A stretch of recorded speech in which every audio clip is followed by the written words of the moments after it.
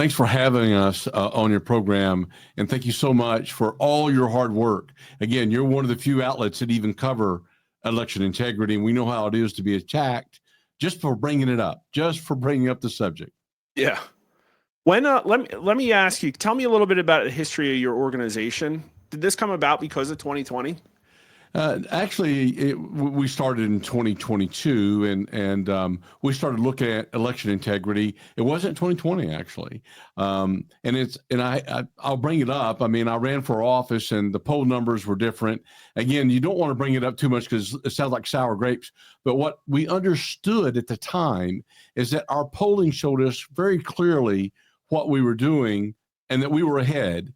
And then we found out that we weren't. And so we started saying, well, where did we go wrong?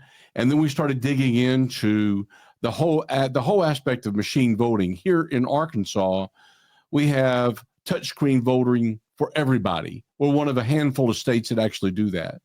So we thought, how could it possibly go wrong? Because we don't have mail-out ballots, with the exception of a few absentee. How could that happen? Either our polling was completely wrong, and you weren't doing our polling, so it wasn't you guys, but our polling was wrong, or there was a problem with the machines. And what we found out in looking at the cast vote records and looking at all the numbers, that there is a problem with the machines, or at least something inside the programming. So we try to get access to that. And then we started getting all the roadblocks, and we started getting people setting up hurdles. Then we started doing more and more research on the companies that run these voting machines. And then we found out that there's a lot of problems across America. And in our little state of Arkansas, there's been a lot of problems, but they've never been really reported widely. So most of the people only hear what the machine companies' propaganda is, all their talking points. And to the uninformed voter, they sound good. In fact, they're very, very convincing unless you start digging into the facts a little bit, and then all of their arguments go ahead and break apart. And so that's what we found out. And we started, I think Will and I probably are the most knowledgeable about voting machines here in the state of Arkansas than anybody, because we've had the opportunity to interview all of these experts, cybersecurity experts, PhDs at the university, computer scientists, and all of them will tell us and have told us that you can't have a computer between the voter and the final count, because you can never, ever trust it. And that's what Elon was tweeting on it. It was in October, right before the election. He says, you cannot trust the outcome of an election if there is a machine counting the votes. And that's what we're learning. When Conrad ran for office, we were on election security. That was our platform. After 2020, we said there's something wrong, but we weren't thinking it was in the machines. We were thinking it was somebody pulling out ballots under a table, running them through scanners multiple times and things of that sort. That's where our mindset was on that aspect of it. Then after the election, Conrad, he said, we're going to have to do something about this and try to at least fix the state of Arkansas, if not the entire nation. And that's where it went. But our whole campaign was on pointing out that we were the only ones in the state saying that Donald Trump had his election stolen, while the other congressmen in Arkansas wouldn't touch it. Yeah. Go ahead. No, I mean, that's what I've heard over and over again. I think everybody's watching this is probably like, I can understand why you'd run into roadblocks in Arizona, but why in Arkansas? It just doesn't make any sense. Solid red state of Arkansas. We're a solid red state. We have Republican majorities in the House, the Senate. All of our constitutional officers are Republican. We have a Republican governor. And why would that? And that's exactly what I thought. In fact, there's been arguments, well, there's no cheating, but if there is cheating, it's pretty bad because we all win, right? We're all red. And so I said, oh, okay, well then there can't be Republicans cheating? Are you kidding me? So it's establishment trying to keep their same people in. The one thing that I know is that election integrity, ensuring that your vote counts, really and truly is the most important issue of our lifetime. If we don't get this right, what we have is selections and not elections. I'm 100% convinced of that. And so we have to try to make sure it's a level playing field. And the only way to get that is to go and get rid of computers and get rid of the code that none of us are able to read. And we're not allowed to read it, by the way. There's a lot of roadblocks they have built into the system that most people don't understand. That if we go back to a hand-marked, secure paper ballot that is hand-counted, that is counted, then there's no cheating if you have a good chain of custody. And we have a system to do that. And you talked about the paper being currency grade. We actually had Mark Fincham come in when he was running for when Conrad was running for Congress.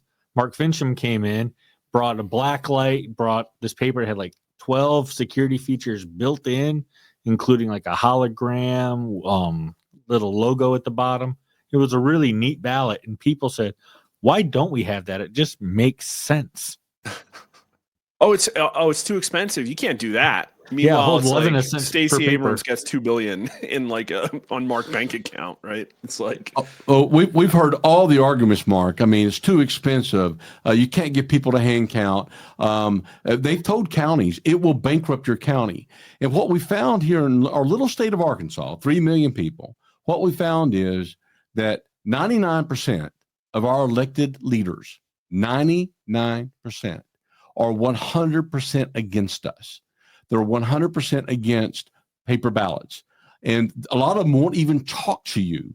I've had county judges call me and say, don't even come to my county and talk to our legislators or our JPs, our justices of the peace, because we don't want paper ballots. I said, well, you know, that's funny because I've talked to several of them and they all want it.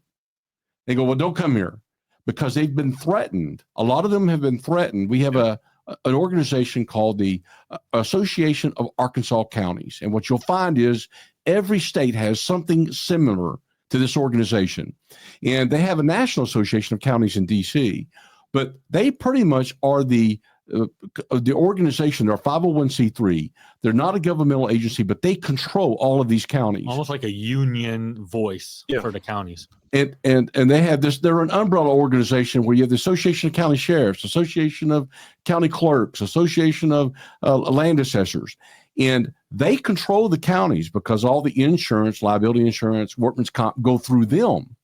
And so when they come out and say, we don't want you doing this, everybody gets in line. So then I had all of the county clerks fighting me on this. And it's like, well, when y'all did a poll, you did a poll here in October of 2023, and you found out, guess what? That almost the same numbers you just said, about 60% of all Arkansans won't. It's like a natural law. So statistically, we should have 60% of our legislature, but we don't. We have 99% against it. Yeah. Who are they representing? And you know, and as soon as we had a county, so in Arkansas, counties get to choose, do you want to use the touchscreen machines or hand-marked paper ballots? The moment we got a county, we had the legislature introduce bills that said, we're no longer going to fund your primaries if you use paper ballots. You're going to have all these counting time limits that are almost impossible to do. Just straight up punish the counties. They rammed the bill through. Sarah Huckabee signed it and instantly chilled counties from wanting to go to paper ballots anymore because they were going to get punished. And then you had the Association of Counties telling them, we're not going to help you with your grants. We're not going to help you get anything done anymore because you're going to bankrupt your county. And then that organization went to the state legislature and lobbied against letting counties go to paper ballots for the punishment of it. And even right now in Texas, the Association of Counties is organizing every county to go against, what was it? Eliminating the vote centers. Yeah, eliminating vote centers, going back to precinct voting. So the Association of Counties in Texas right now is fighting the people of Texas who say, we don't want vote centers. We want to go back to our precincts. And the Association of Counties is fighting it. We found it all over the country, every state. These Association of Counties are the shadow government running the states. In Florida in the early 2000s, they were found out that some people from the Florida Association of Counties were actually getting paid by the machine companies for every county they could get to use the machines. Oof. Yeah, and probably some taxpayer money piped in through nefarious NGO sources as well, right? And this is something we've talked about a lot, because there is, I think, in my opinion, massive distributed election fraud, like all over the place. And that's the only way to me that it explains. It's like one of the two things that explains why even in Republican states, there's very little appetite to address this. One is that I think a lot of them, complicit's a strong word, but I think a lot of them probably know, like, I'm giving them the benefit of the doubt. They at least things don't are want worse to than chance it. people. Yeah, I think there's some like, well, we don't want to open up Pandora's box. I think that's a little bit, right? I think the powers that be in the states, the people who really and truly control the state, the financial people, billionaires, if you will, basically have told them, you back off of this, don't be part of it. And if you want to be in the club, you don't want to touch this, and they don't. So. And then they find a proxy to come in and be the expert. They defer all of their responsibilities and understanding and knowledge to some shady group. Well, they haven't even done it to a group. They did it to a Yeah. specific senator here who's running for Secretary of State now. They just made him the de facto expert, and he just parrots the lines that you hear all across the country that are coming from the Association of Counties, it looks like, to the county officials, and they just repeat it, and those come from the voting machine companies. Yeah, and he won't debate me. None of them will debate me. I said, look, let's talk about it. Let's have a heart-to-heart conversation. In fact, I brought in the top computer expert in the country, Andrew Appel, PhD out of Princeton University, and I brought him into Arkansas. And this was before the election, and I asked him because there was a couple of counties that were going to vote on whether they wanted to be paper ballots or not. And I asked him to come in, and I invited every state senator, every state representative, all of the elected officials, to include election officials, and said, please come and listen to this man, at least listen to him, because he will tell you why machines cannot be trusted, why they're vulnerable, and why we have to go to the gold standard. And you know how many people came to see him? None. No, Not one elected official. Wayne Long. Well, I'll take that back. Yeah. Wayne Long. Yeah. Other than Wayne Long, and he's the only reason it's 99.9%, because they got one guy who was willing to listen and is a believer in the fact that we need to do it, but nobody else even bothered to come. Yeah, our governor wasn't there, lieutenant governor, like AG, and the AG's fighting, people from trying to make changes. And these are people that Donald Trump has endorsed, that Donald Trump calls friends, and they're fighting against the paper ballot movement here. It's inexplicable. But he did call Sarah Huckabee out this week, so that was good. Yeah, you got a clip on that, I think. Yeah, let me get it up. So is it basically you don't want to be a lightning? Again, I'm generalizing. You don't want to be a lightning rod, because then you'll get struck by lightning and your funding will get pulled. Your backers will get afraid. You'll be toxic. Nobody's going to want to support you. You're not going to get committees. You're not going to get invited to the balls, the dinners with the governor and everyone. You're out of that club.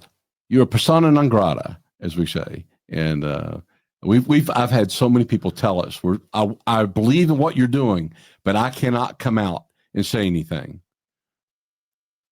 And the voters get screwed. Yep. They don't get what they want. One of their civil rights trampled on. It's crazy. We actually have filed lawsuits because Arkansas, the votes are encoded in a barcode that you can't check. And we filed lawsuits on that just get tossed out with the judges just don't even want to hear our experts. Now think about that a second, Mark. I mean, we have these touch screens and they print out they call it a paper ballot. See, they use this word salad to make you think, well, you got a paper ballot. No, you have a piece of paper that is actually a receipt that came out of that machine, and that machine marked that ballot. And it tells you, look at the names on there, make sure you voted for the right person. What they don't tell you is right above that are all these barcodes. And you wouldn't believe how many people never even notice them. It's like, you've seen barcodes on everything that we buy at the store. Most people simply don't think much about it. But that barcode is the only thing that the tabulator that you put it in can count. It cannot read names. It can only read barcode. And so we sued and said, under the law, I have a right to know that the person I'm voted for is being counted. But if it's counting the barcode, which is a language I don't understand, I understand English, but that's not being used. It's another language. It could be Russian. I wouldn't understand it, but that's the one that counts. And you know what? The judge ruled against us and said, hey, if you don't like my ruling, just appeal to the Supreme Court. And well, we just appealed to the Supreme Court. Supreme Court said, we don't want to touch this. It goes back to the lower court. So we couldn't even sue on the fact that we can't verify the name on the ballot. It's crazy. Yeah. It makes no sense. Really, it makes no sense. Yeah, the Supreme Court, I'm told, is never going to ever get involved in the election integrity stuff. It's just not. They're going to see it, even if it's a federal case, there's never going to be standing. They're going to see it as a state issue. And that's horrifying, because that's a really good point.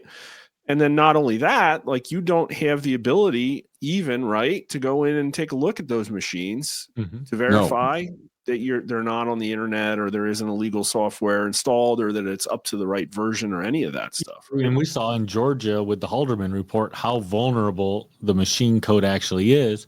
But what's funny, in Georgia, instead of saying, all right, let's just move to a hand-marked paper ballot system, they've quadrupled down and are asking for $56 million to change the machines to not have their QR codes, but keep the machine, when you could go for 4 million, probably hand-marked paper ballots, have them counted, and results by the end of the night.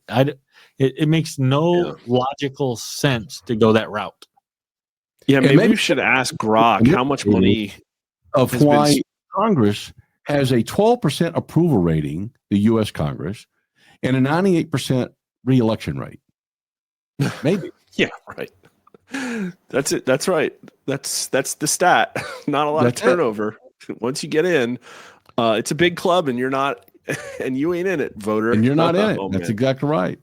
Yeah, zero chance. So we've heard this over and over again. Anybody talking about Republican Democrat now is living in the past. It is literally the establishment.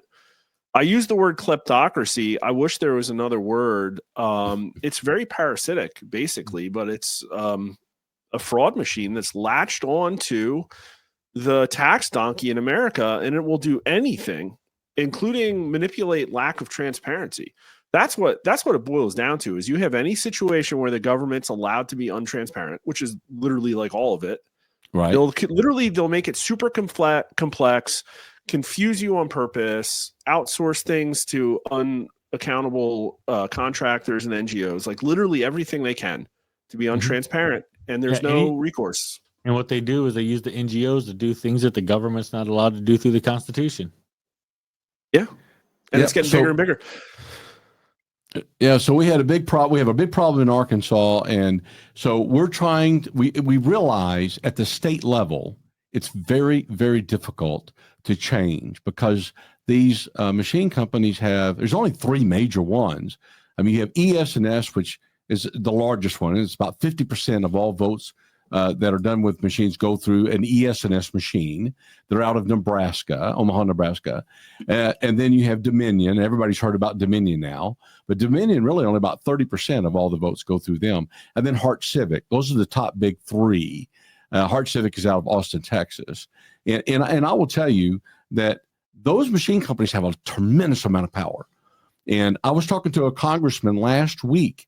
I won't mention the name, but the congressman said, but I'm just letting you know, Colonel Reynolds, these machine companies have a lot of power here on the Hill. And I said, that's exactly why we have to get rid of them. That's exactly why we have to get rid of these machines. And the Help America Vote Act has put $4 or $5 billion in their pockets.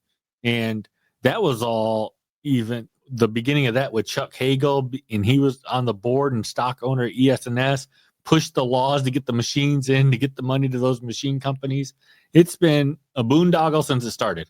Yeah, the HAVA Act was put in 2002 as a result, of course, of the hanging Chad fiasco in Florida, and they saw that as an opportunity.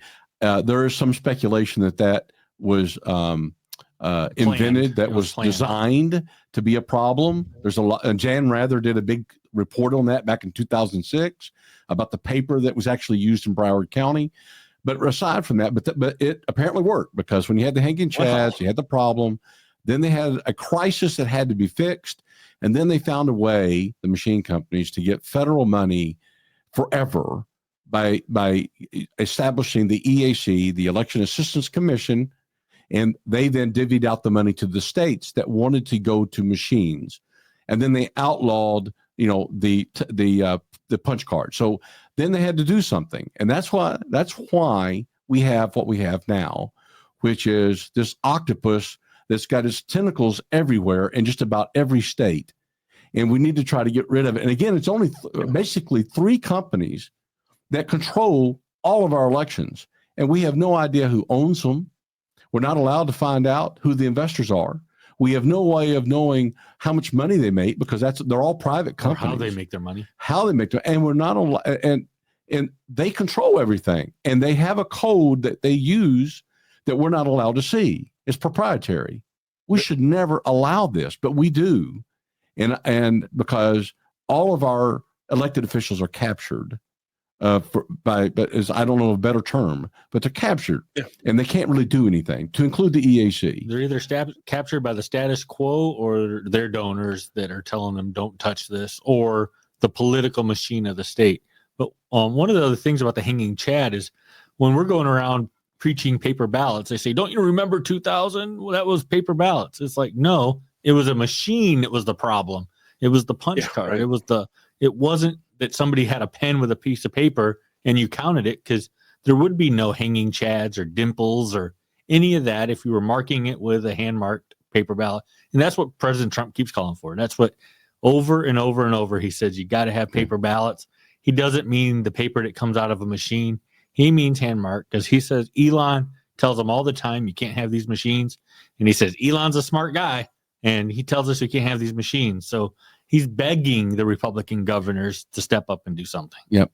If I could run through real quickly. If you have, everybody says, well, we know what happened 30 or 40 years ago. We know that there was ballot stuffing. We don't want to go back to that.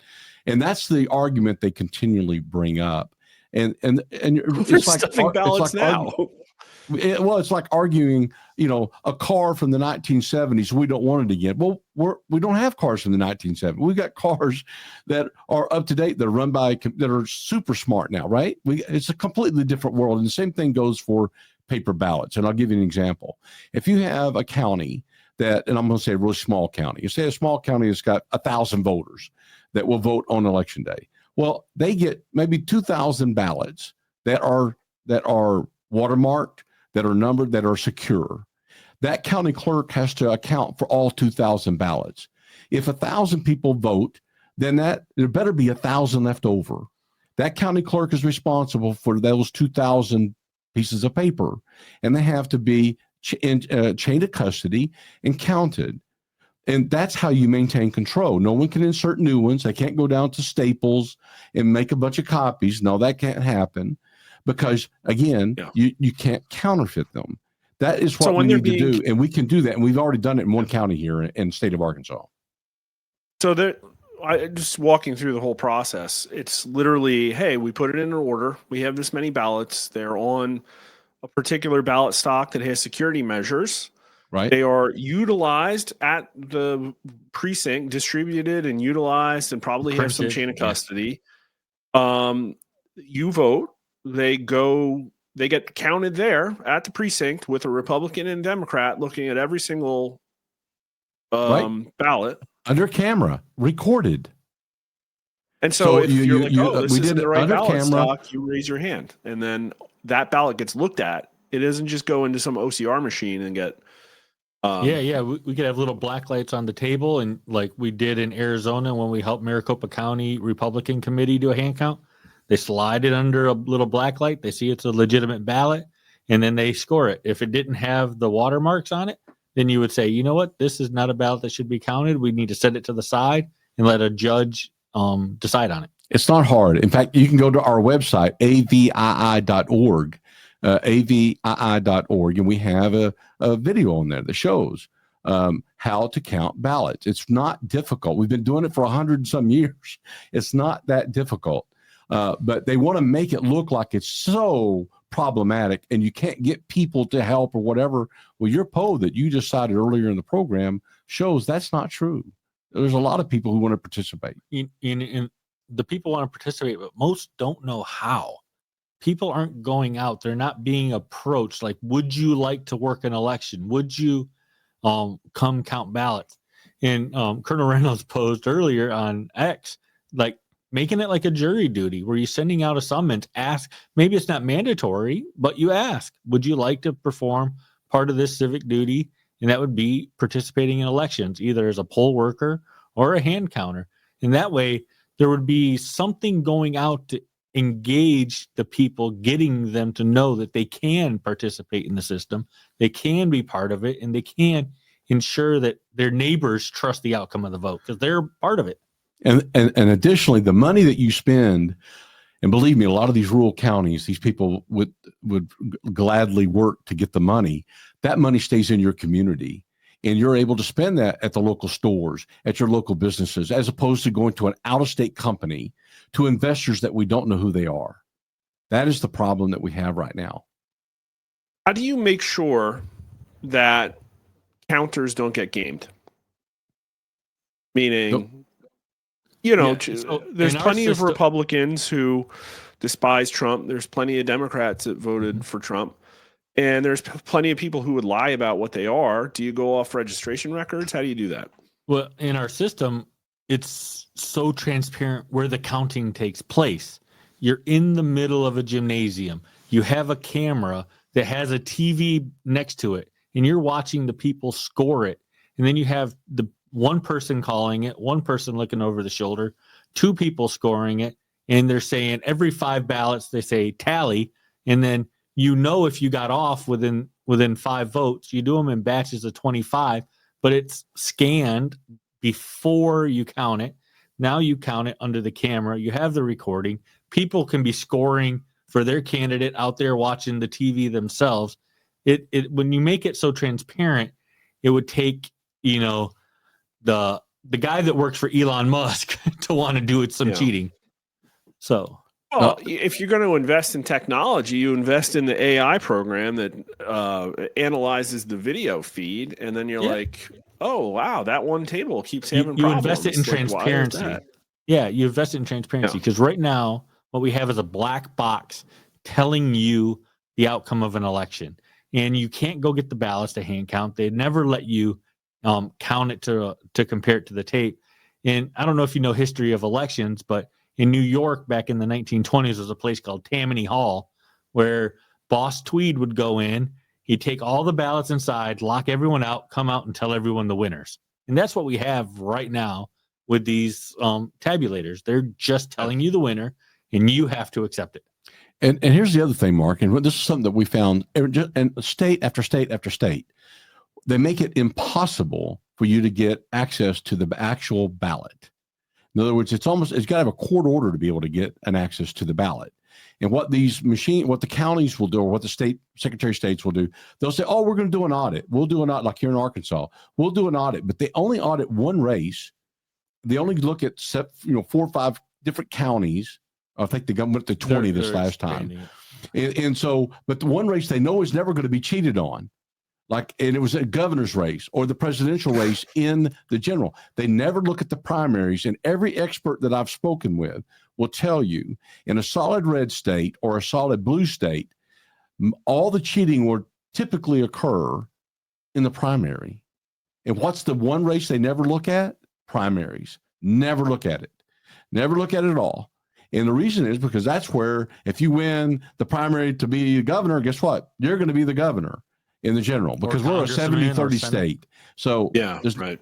You're going to win. And so that's why it's the primaries, and they never, ever touch it. And when you try to get there, if you tried to do a recount, let's say of some race, the law says you have to count the ballot in the same way that it was counted in its original form, which means what? You got to run them back through the machine to get the count. You're not allowed to do a hand count.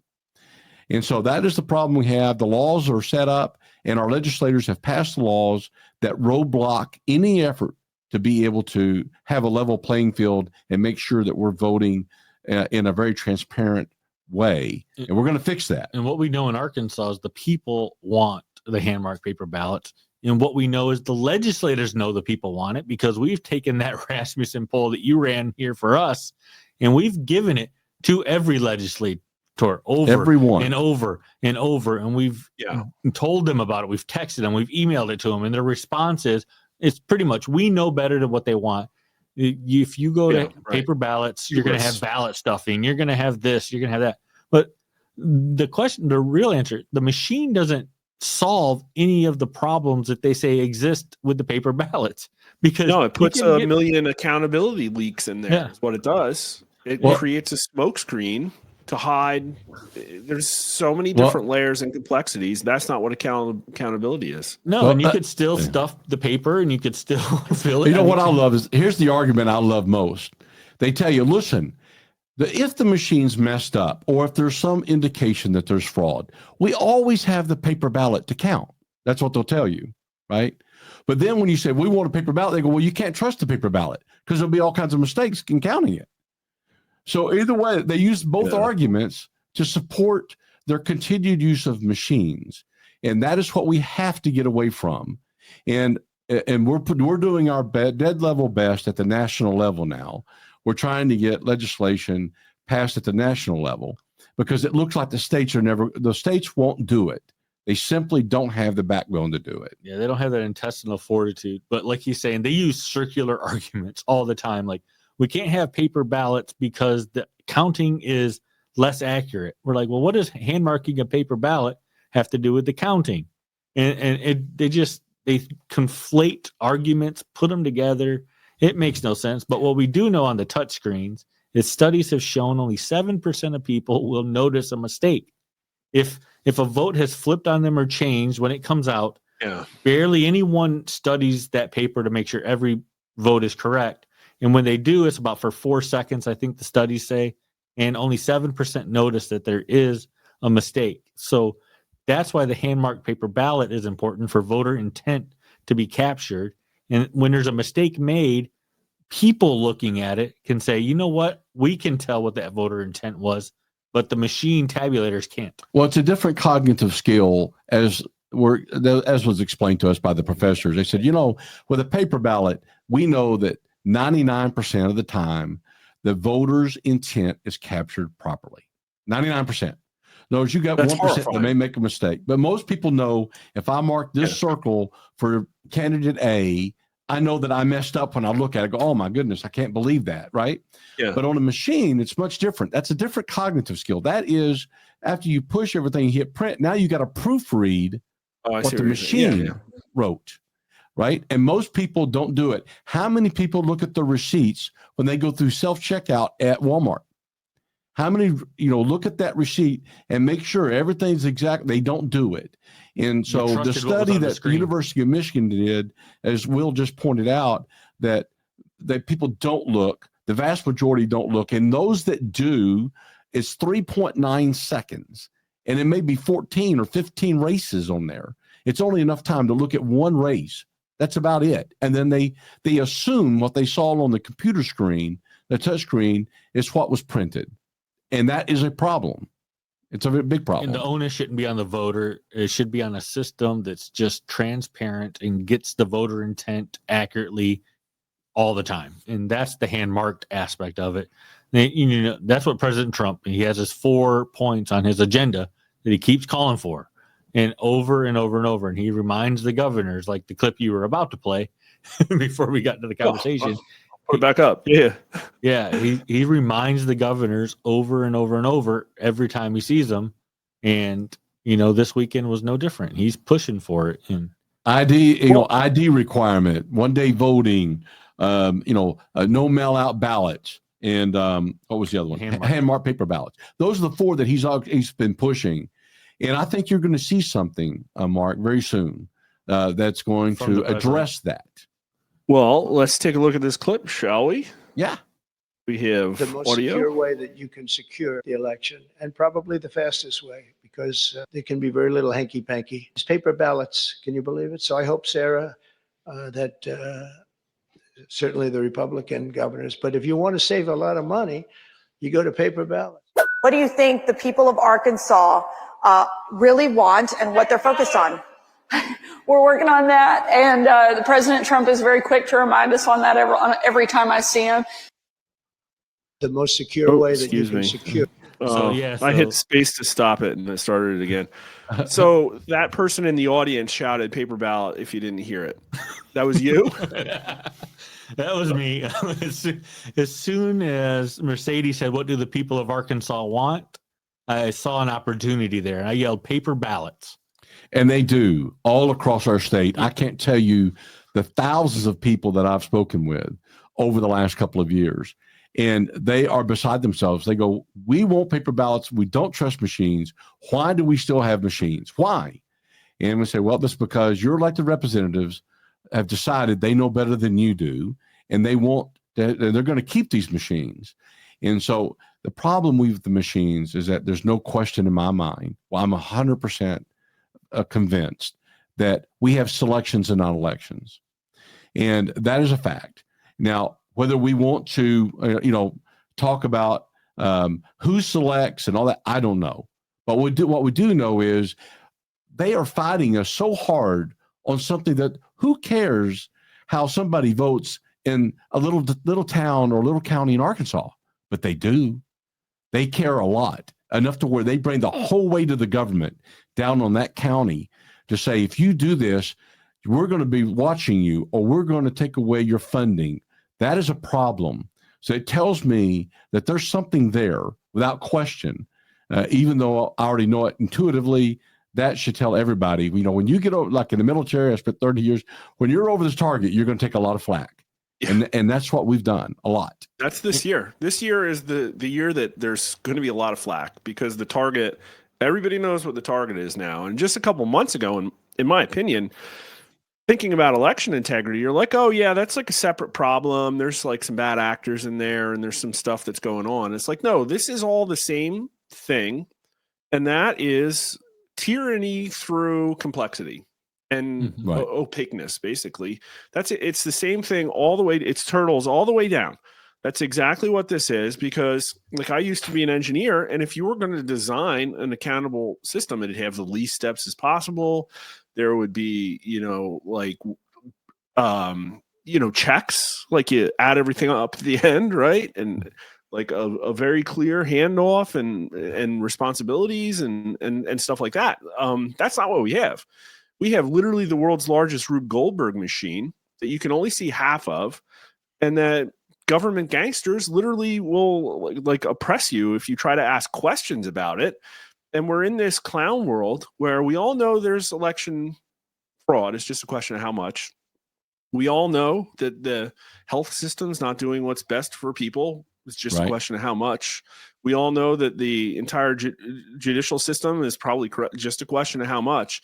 And all of these problems now, like we're in a situation where they all have to get fixed because we literally, I think, dodged a bullet. And now if the current crop of establishment people get back in charge, and it's literally, we have one man there willing to make a change that voters overwhelmingly support, and every single elected representative says, no, you can't have it. I know you want it, but like you said, it's hubris. We're smarter than you. And we are being ruled, not represented. And that's just how it is. Like, we are being ruled, and when the people speak their voice, they tell you what they want. It's a bipartisan agreement across the board, but the elected officials say, no, you can't have that. That's not how our constitutional republic was set up. It was supposed to be of the people, by the people, for the people. It wasn't supposed to be, we're going to be your nanny and tell you how to do it because we know better than you. So you calm down and you sit down and you just shut up and let us do our thing, because that's what it is right now.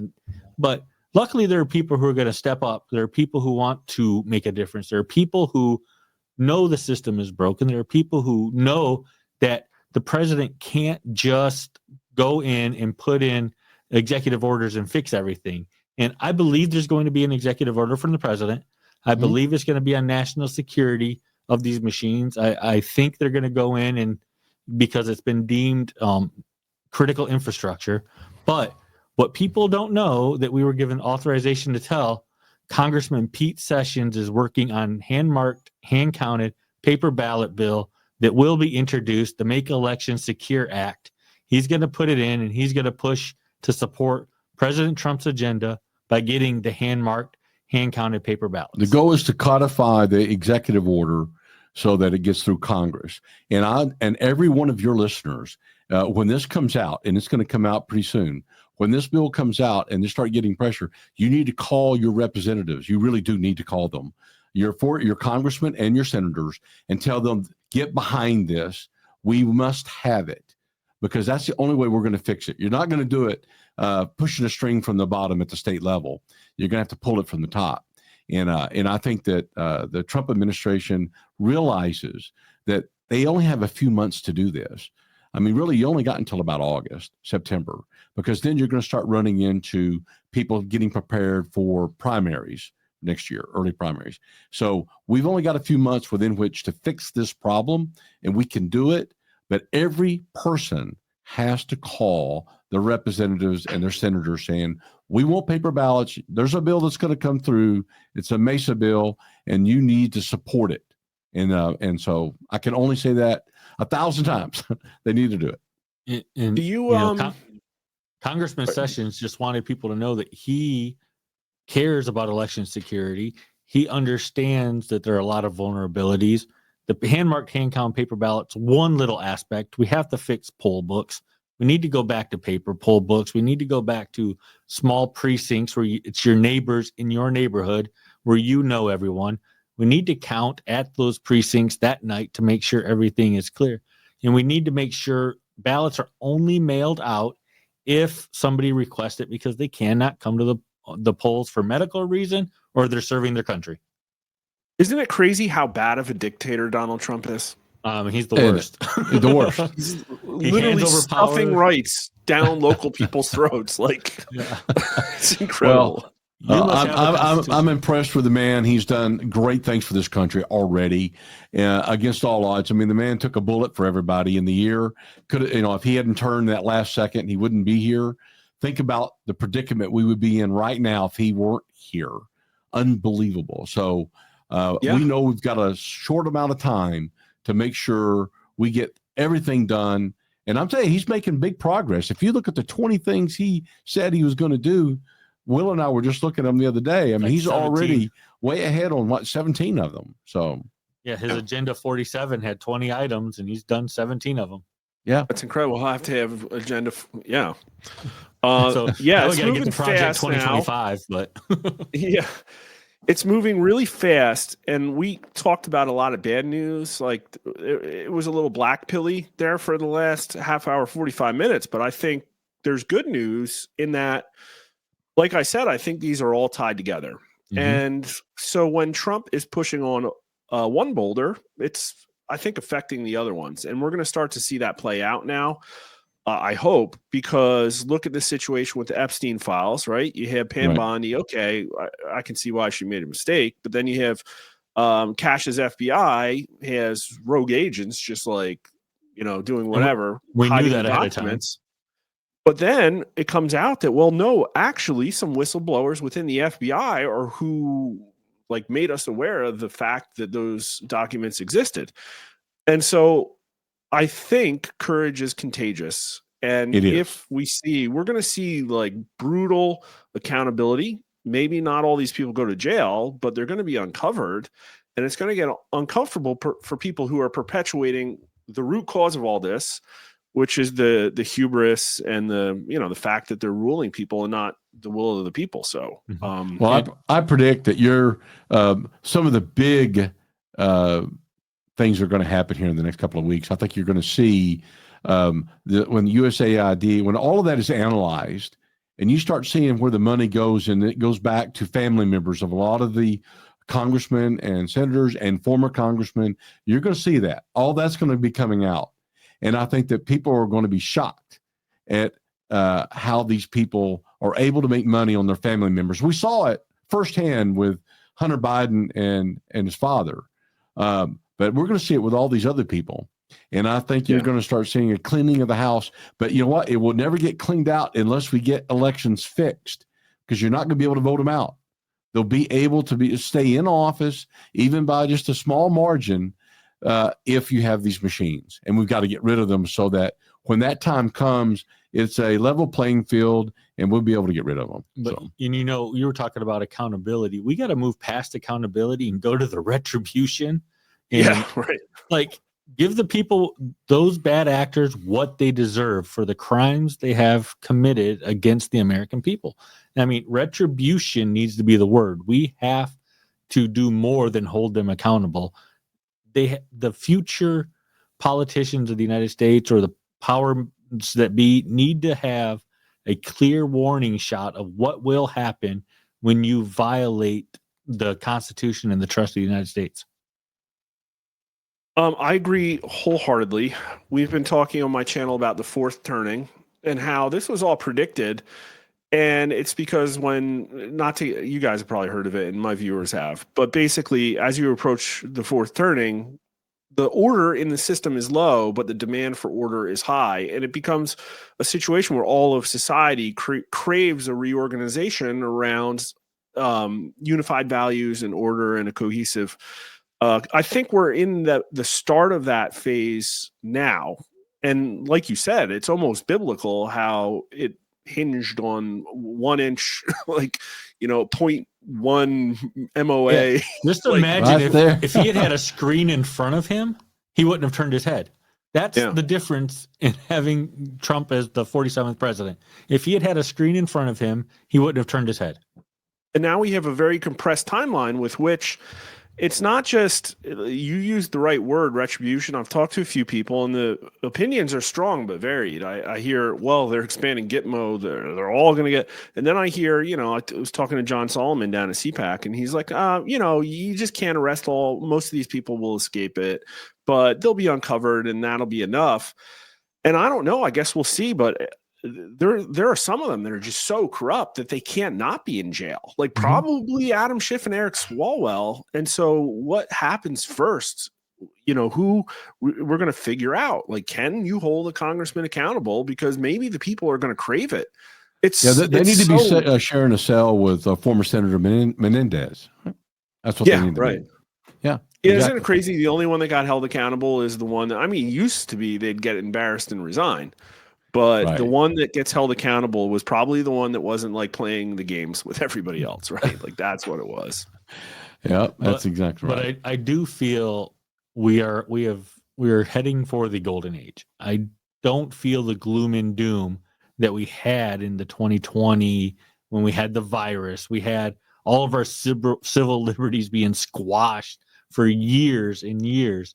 And now that it's coming back, that we're getting the power back into the hands of the people, and the accountability and the retribution is probably coming, and the transparency of answering 1,000 questions in his first 30 days, 2 press conferences a day, just open transparency on everything that's going. I think we're going to get down to that. I think, the Epstein files, the JFK, RFK, MLK, all that stuff, it's going to be like the Band-Aid getting ripped off. But if it's done right with complete transparency, it's going to allow the healing to happen. So then we can say, okay, what's next? And a lot of people want to say Donald Trump is a reformer. I think he is a former. He's forming what is going to be the foundation of this country for the next 150, 200 years. Yeah. No, I 100% agree. It's like society has to come along with him. And I think they are. The fact that right track is higher than it ever was this week in our polling. But the timeline's so compressed. It is very dire. Because we might be walking into another corrupt election in less than 2 years. And the government, it's not just like cutting the waste and getting rid of the bad agencies. It's literally like, no, the human beings that run them need to be above reproach and understand that they need to build accountable systems to maintain the will of the people. I don't know how that happens in such a short period of time without arresting a significant number of people. Well, one thing that he did right, and I applaud him for this, something he didn't do in 2017, is that he got people who are in charge now who are not scared to go in and start busting heads and start doing the right thing and start cleaning house. I think it's a great thing. And the fact that he got his cabinet members in there, all good people, all are on the same sheet of music. And people, every one of them want to do the right thing. And man, I tell you what, I'm very excited about that. And there are people who didn't come up through those agencies. And that's why the war machine and the war hawks and all these people are throwing such a fit. Like Dan Bongino never worked in the FBI. It's like, that's the whole point. That's good. That's why everybody loves him. Yeah. We're trying to clean the FBI. We're trying to clean the DOD. We're trying to get rid of all these generals that shouldn't have been promoted, that shouldn't be there. We're trying to get back to the foundation, and you need those people to go in and do the hard thing. And you won't do it if you came up through the system and you're benefiting through the system. The problem is, one of the problems, and you know this, but we've got to kind of turn back the clock 17 years.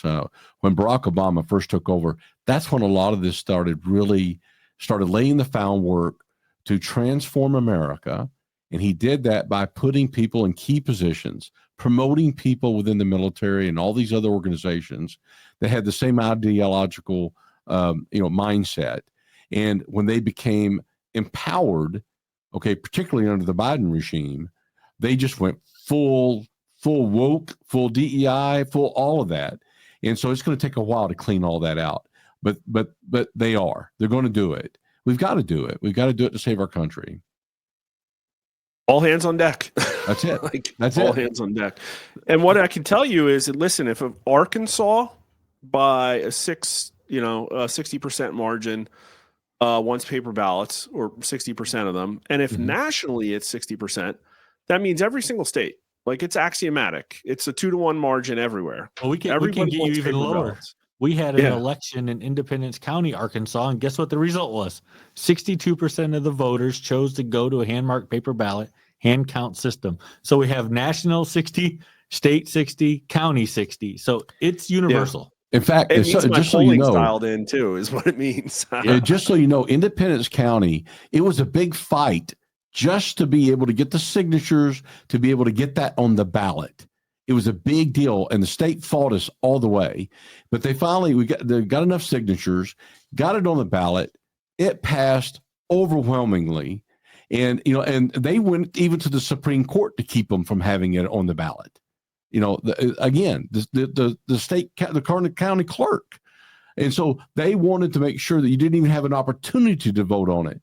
But they were the first county that I'm aware of in the whole United States that voted to go to paper ballots. Where the people had a choice on their election system. Like, it's never been done, where the people had an option. That's it. What a great story. Yeah. So what about, I was looking at the chats and put some of the sentiments up. What do you think about this, and whether this might ever happen? We talked about a national election day, and I think it's a good idea in a way, but we also have to think about the people who work gas stations, grocery stores, and all that. They're not going to get the day off. It's just going to be federal employees and bank holidays, or those type of people who get the day off. But what if we turned it into a national holiday where those employees have to go work elections, so they still have to work that day, but they go work elections? Maybe there's something to do with that. But yeah, the national holiday is something that is interesting, but you're still going to have all the people who have to work on Christmas Day, New Year's Day. They're still going to have to work that day. So. I think that's going to probably be up to the states, but I agree with President Trump. The longer that you have extended voting, early voting, the more likelihood there is problems of potential malfeasance. And so the shorter it is, some states like Oklahoma, I think, have 3 days. They have a Friday, Saturday, and Monday, I think is what they do. But I'm for shortening the timeline of early voting. Look how much money you can save. A lot of these states who complain about how much money it costs to have an election and hand counting, well, just shorten, instead of 2 weeks early voting, go to 3 days. Okay, you'd save enough money to pay for all the people counting votes. So, and you'd have less time. You'd have to keep track of ballot boxes, less time. You have to keep track of the equipment, of everything that's involved in the voting. The other thing is, when you have early voting like that, the opposition or whoever's trying to cheat has a lot more time to figure out how many more votes they need to get and where they're going to get them. So They won't have that if you did one day. You wouldn't have that opportunity. People love. I tell you, I don't remember the numbers off the top of my head, but people love the early voting. Now, I agree with the compressed window, but it's like, Yeah, I think 50% of people vote early now. It's If not more. convenience. Convenience is hard to states are as battle. high as 60. Yeah. Mm-hmm. Yeah, well, I tell people this all the time. Elections are not going to be convenient. Okay, unfortunately, it's kind of like having your cell phone. This is so convenient, right? And so tell everybody we got to go back to a flip phone, and nobody would want to do that at all because this has everything on it. But unfortunately, for elections, we have to compress the time. We really do need to do that. And so if you think you're going to need an absentee ballot, call them and get an absentee ballot. Make sure you have a good excuse and get it done. But Yeah. I think 3 days is probably a good compromise for most of the what people call for, because that would give you a chance. If you work on a Tuesday, you could have a Saturday or a Sunday possibly. That's one of the days you're going to have off, and you should be able to get that if you don't qualify for an absentee ballot. I think absentee ballot should be request only. You got to show an ID to prove who you are to request that ballot to your address, and maybe even have to prove who you are when you turn in. Like Senator Mike Lee out of Utah has been talking about, if a ballot is turned in, you have to turn it in person and show your ID if it's been mailed to you. So there are different ways of proving that the ballot was turned in by the right person. I didn't cover this in the beginning of the show, but the mail-in ballots are absolutely horrifying. We ran a poll and we asked people in the 2020 election, we asked how many of you voted by mail. It was a lot. I forget the number. But of the people that voted by mail, about 20% of them said that they got at least one extra ballot for a person in their house. Mm-hmm.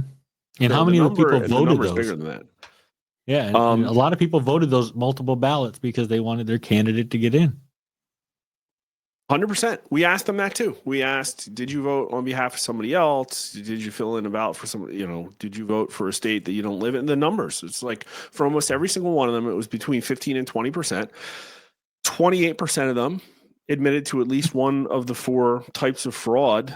And that's just one of the many things, right, that is going on. We probably have people getting trucked back and forth all day between Camden and Philadelphia. We probably got the same thing happening in, Milwaukee and Chicago. And you got the double scanners. Then you got fake ballots being inserted.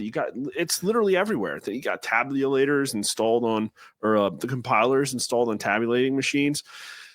And it's like, well, this is the same thing we're finding in our federal government. It's like, imagine a government that can't even have a unique social security number in the social security database.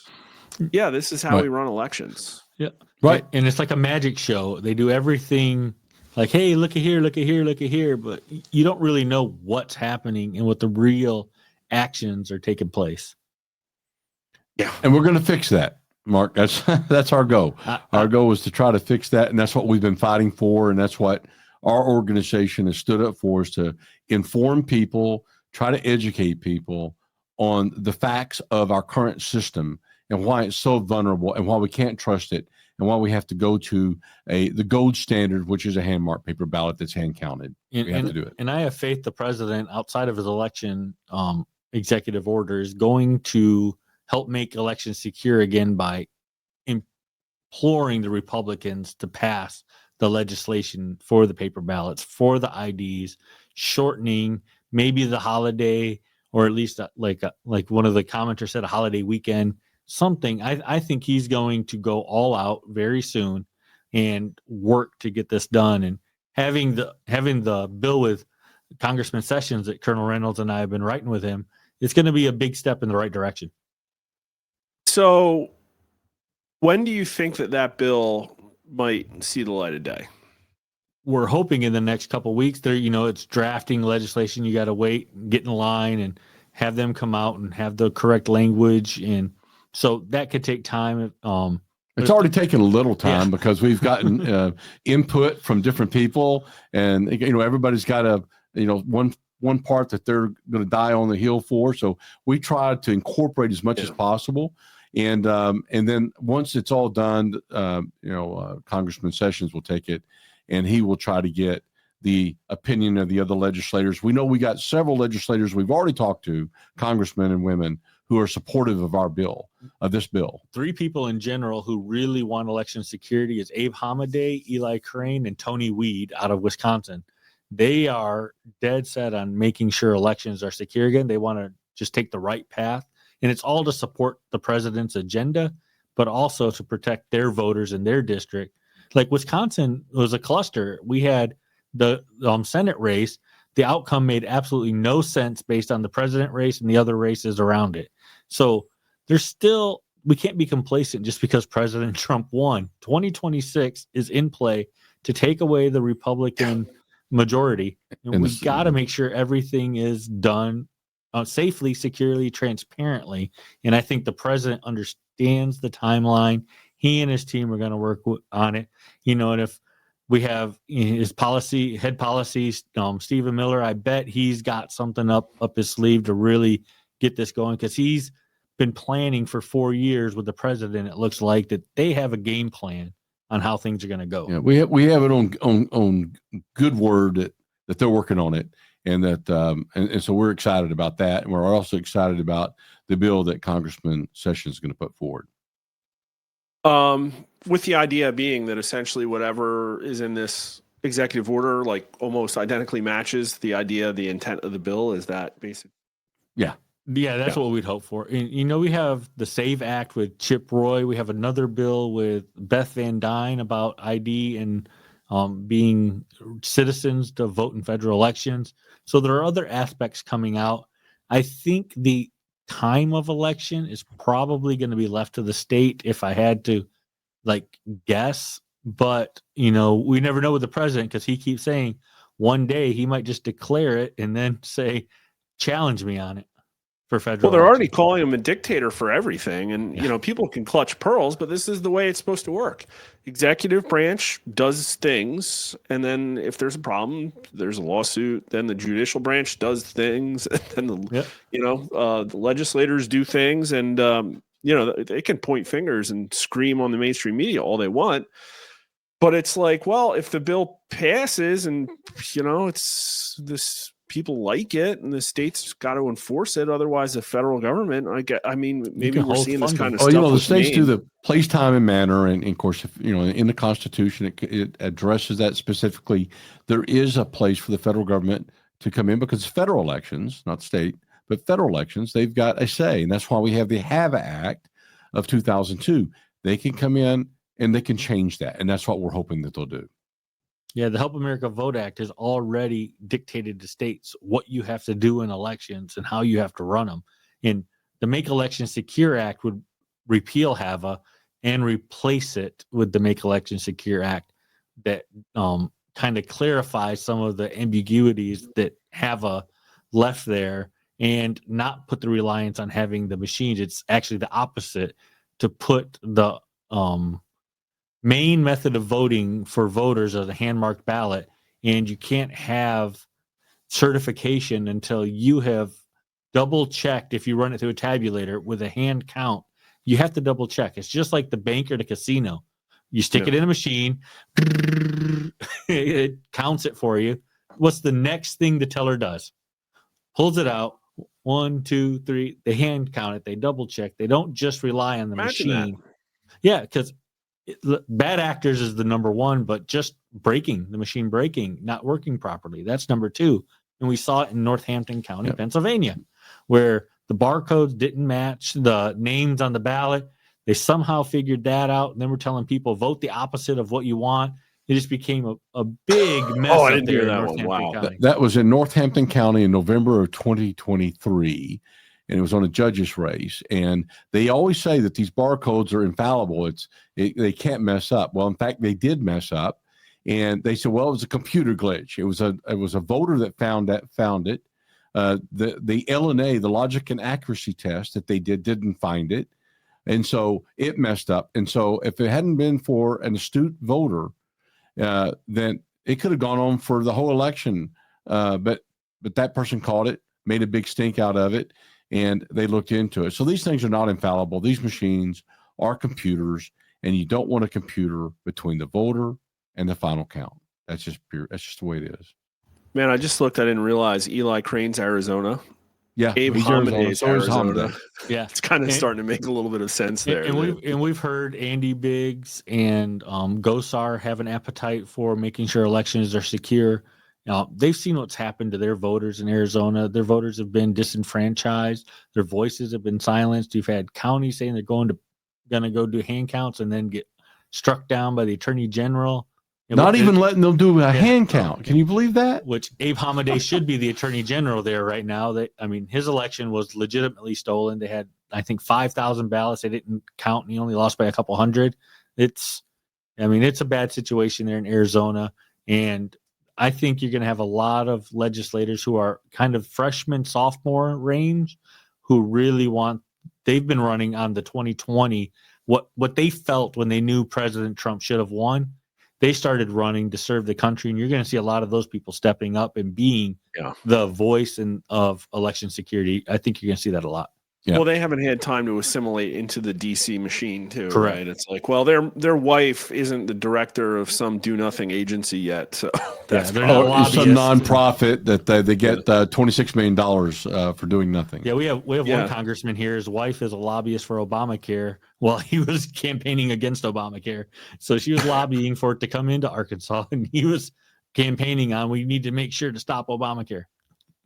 Great. Oh, I thought I heard somebody mention there's just too much to keep up with. It's all coming out so fast. I thought I heard somebody mention that like Obama was getting royalty payments for the branding of Obamacare. I saw that like $12 million a year or something. I don't know if that's true. So I don't know. It's but just I a saw rumor. that. I don't know. unconfirmed, but Yeah. it's like it's all. It wouldn't it's all surprise me. coming Let's out. put it that way. And So you know, is this? I'm sorry. When this gets to Congress, is it going to get all 218 Republican votes? I think the president is going to have to flex on this because you have a lot of Congress people who do not want the status quo to change.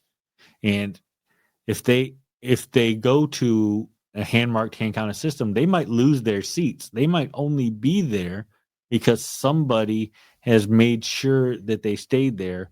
And a lot of people don't want to take that chance. So it's going to have to be the president flexing his muscle to get all of these votes done. Well, Because Arkansas is a Republican state, and we can't get Republicans here. We can't get our governor, Sarah Huckabee, to just come out and say, let's move to hand-marked paper ballots to support the president. It seems like it would be easy for her to do that, but it won't happen. And so hasn't happened. Let's put it that way. It hasn't happened. And even when at the CPAC, she did a nervous, we're looking at it or we're working on it, but not one news station in Arkansas said, hey, Sarah Huckabee Sanders says she's working on paper ballots. There was none of that. She didn't come out and say, yes, it's true, we're working on paper ballots. Nothing, but she's been signing the laws that work against paper ballots and supporting the people who work against paper ballots. So that's what we're fighting. So getting all of the Republicans to vote for it is going to be difficult. Well, and the other thing, Mark, is that the bottom line is it's not even being reported on in our state. None of the reporters ask these tough questions of her, and she gets a pass. In fact, in just about anywhere I talk about our state, they go, "Oh, you got a great governor," and she has done some great things. I'm going to tell you, she really has. But this is one area, for some reason, she is absolutely hands off and doesn't want to have anything to do with it. And we want her to stand up and be a leader and let Arkansas lead the other states in becoming a paper ballot state. And we can do that, but so far that hasn't happened. But I think it's going to come from the top down. And I see some of the links you're sharing there about we already have paper ballots. Well, no, this is just a Google News search. I was interested, like what can you find? Yeah, and nobody it's talked about the governor's meeting. Nope. There's no reporting on it at all. And so what we have is they say we already have paper ballots, but they're counting that paper that comes out of that touchscreen machine. Now, in fairness, only about 5 or 6 states use the touchscreens for everybody. But the other problem is you don't have the hand count on the tabulator. That has to be double checked. It's just like I said, the casinos and the banks. You want to treat ballots like you treat your money. You do one machine count, do a hand count after, and then you have 2 counts to compare. Yeah. And nobody cheated you on the hand count. Nobody cheated on the machine count. Yeah, this is like misinformation here.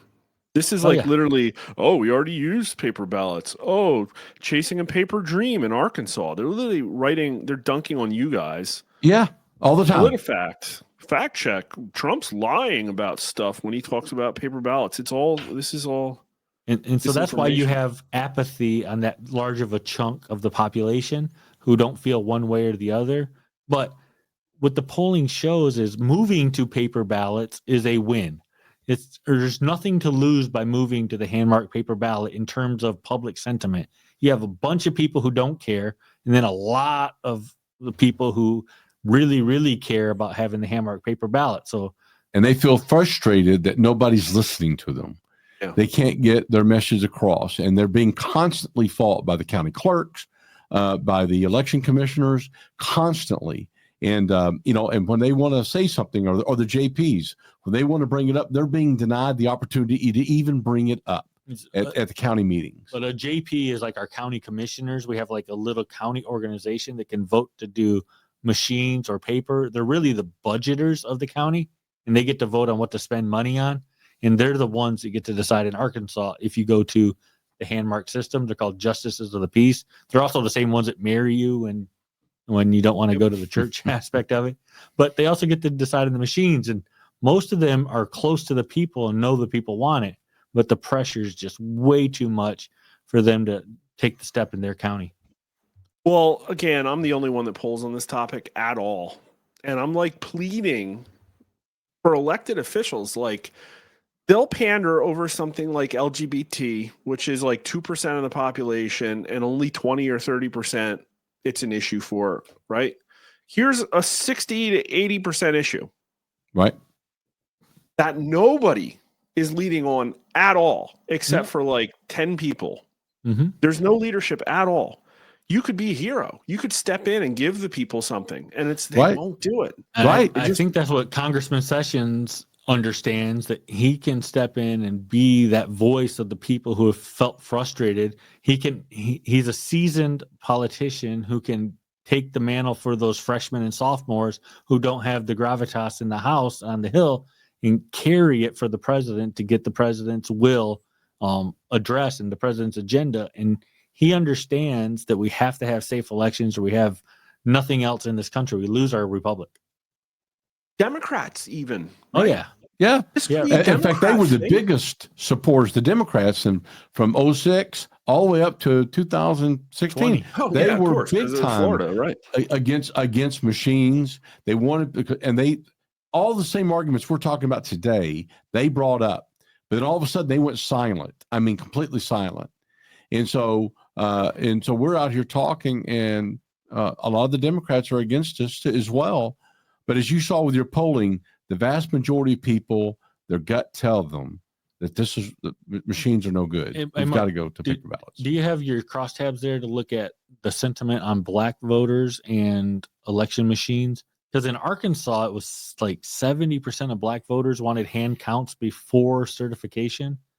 And I don't know if you had that there in your I don't remember. I'll pull them up. What I definitely can remember about racial demographics for these is that there's always that sort of like holdover, like Jim Crow feeling that it's like, oh, well, you can't require IDs because of racism. And it's like, no, black voters overwhelmingly want IDs. And they say that, no, they've had no problems voting ever. And they feel it's racist to say that they don't know how to go get an ID. Like, that's a racist statement to say black people don't know how to go get an ID. It's a ridiculous argument, but there's an inherent mistrust in our system. And I think in the Arkansas poll, at least showed that black voters were on board for the hand counting aspect of it. So here they're, 52% of them are willing to volunteer, and they're the lowest number for supporting paper ballots by race. Almost, they're like tied for the bottom with other race voters, which are mostly going to be Asians, but it's still a majority, 51%. But yeah, I've seen that same kind of signal of distrust. I'll tell you the reason that Trump picked up so many black voters this time was absolutely because they indicted him, because black voters were like, no, that's crap. And their numbers were really high on all the ways we measured. System. Yeah, the tiered justice system is something they have known about forever.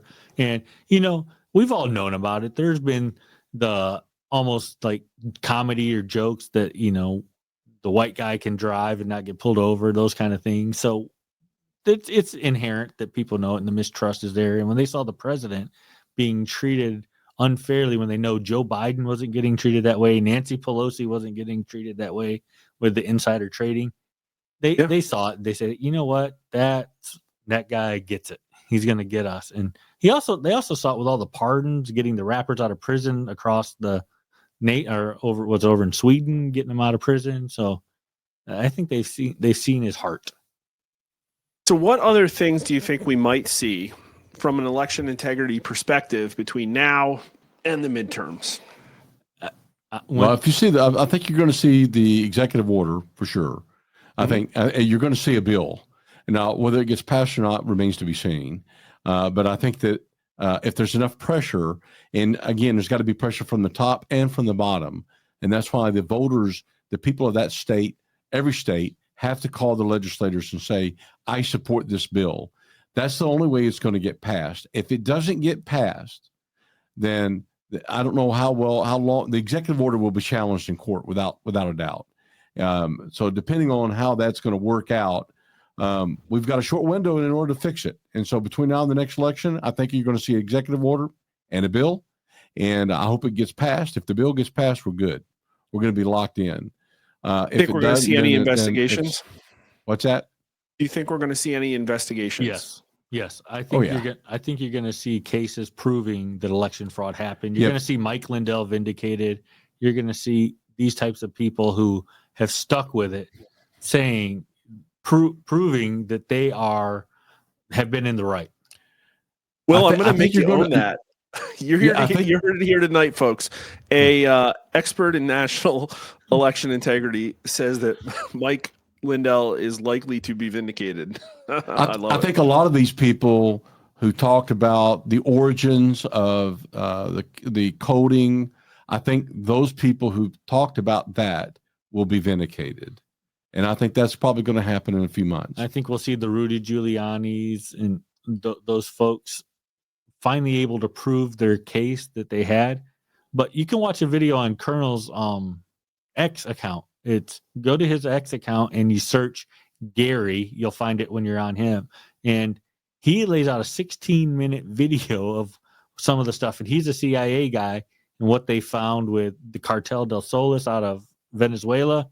And it's a really powerful video to look at. And if what he's saying is true, this is going to be paradigm shifting on the American people.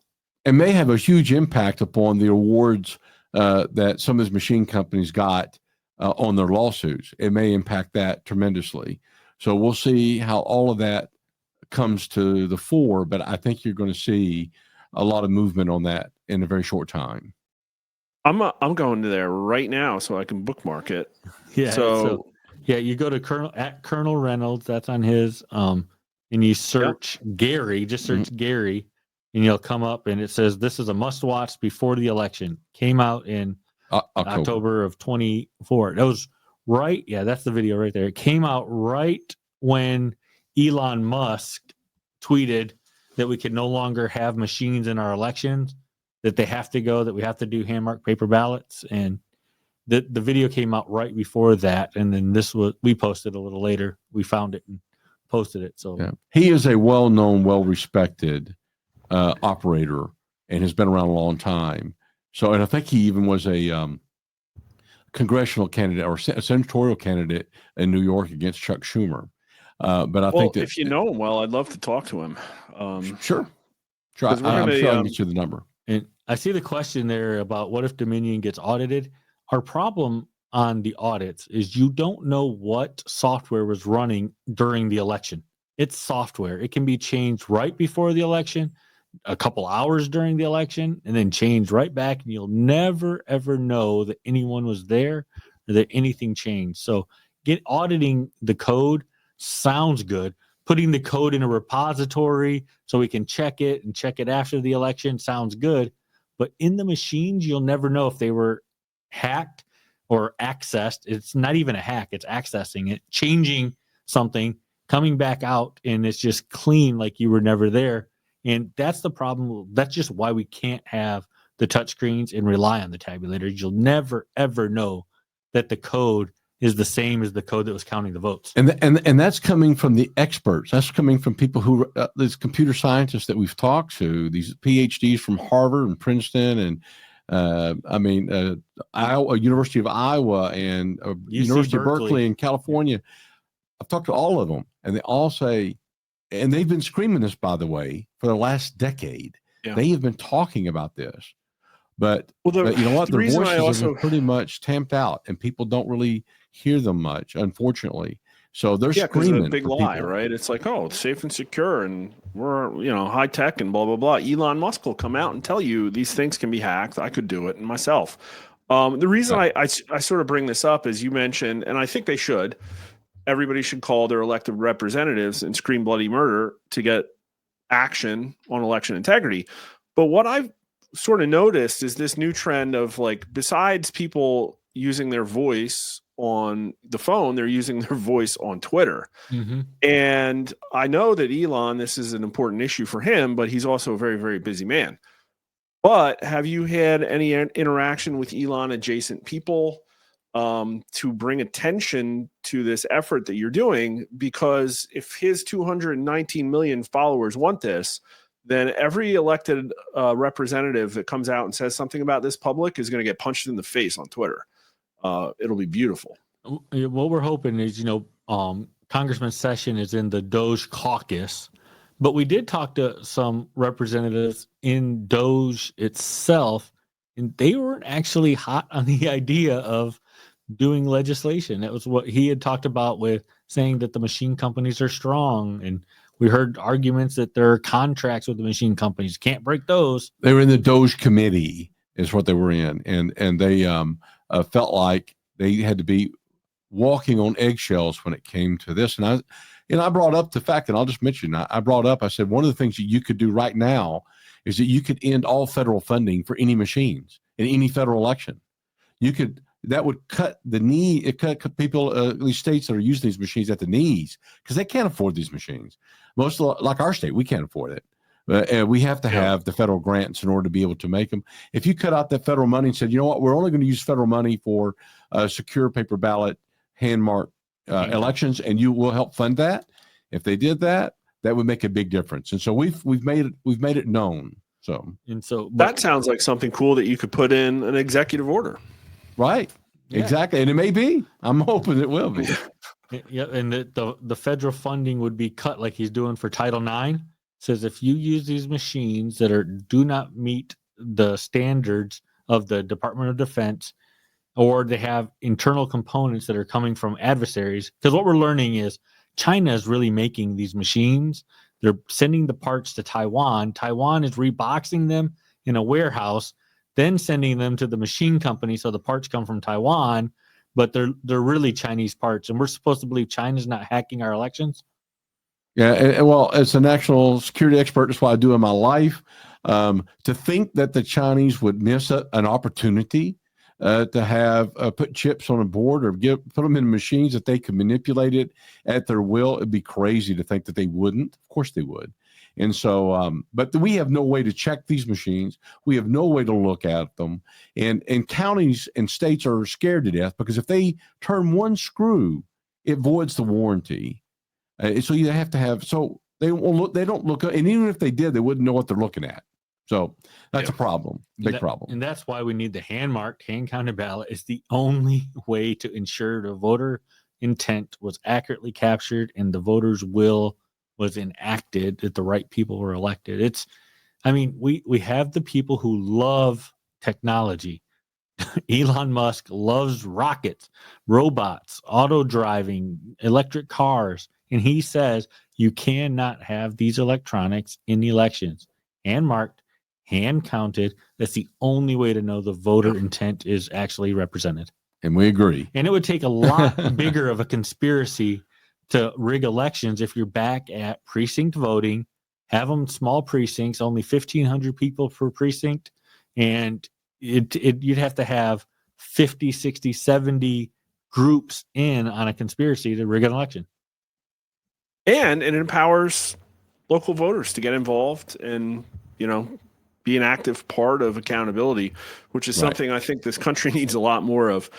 Get the voters busy and involved in fixing the systems, because it turns out that you can't just trust people to have your best interests at heart. Like Elon likes this idea. It'd be really important, I think, to get his full-throated support on this in a very public way. And I wonder how you do that. I don't know. Maybe they can get a Twitter Spaces for you or something. But I don't have a direct line to Elon, but somebody does, right? Yeah. Well, when you get one, let me know. No, I'm sure a lot of people want to call him, but I know that I'm positive that he's aware of our effort and what we're doing. And so hopefully we can get him to weigh in on it. What we do know is the president was briefed last Friday on the bill on Mesa. And so he was briefed on it. He understands what we're facing at the state level. He was briefed on that. And what I would love is on Tuesday, President Trump in that joint session to say, Congressman Sessions is going to have a bill coming out. I applaud him. Let's get the paper ballots. Let's get this done. Let's make elections secure again. Yeah, if that joint session, when he's talking to everybody, if he could bring that up, that would be worth $1 million. I mean, it would be unbelievable. That would get the support on the bill. That would get the co-sponsors. That would get not only freshmen and sophomores on it. That would get the broad support. And it would get at least the negotiation started on what kind of bill would be acceptable across party lines, because Democrats want this to happen too. They sure do. Yeah. Just not the ones in power. Right? Yeah, just not the ones in power, the people. And so I think not any of the ones in power. So I'd love to see the president say we need to make elections secure again when he's talking on the 4th, and Elon to get involved, and for Elon to come out and say, you know what, this is the path. We have to make sure hand-marked, hand-counted ballots are the way. We need to get paper voter rolls. That's another important one that people overlook. But you have electronic voter e-poll books where the data is being controlled in Nebraska or some other state. They can add, flip, activate, deactivate whenever they want. And you need a paper poll book. That can't happen. That's important. And it's often overlooked when we talk about election machines and stuff, that the e-poll book, the print-on-demand printers, those are all part of the ecosystem that can be hacked, can be manipulated. We can have the printers printing the wrong size ballot, then they don't fit in the tabulators. Things don't line up. So. The e-poll book is an interesting thing, and I'd like to bring up one point, and that is most of these county clerks and the people who work the polling have no clue, no idea how those things work, where the information comes from. And I've asked them, where does, you go up in Arkansas, you have to show your ID, and they say, okay, and they go to the electronic poll book and they check to make sure that you are who you are. And they say, okay, sign this electronic pen, which you do, and now they've got your signature for life. And then they say, and they look at it, and I ask them, I said, where does that information live? Where does that come from?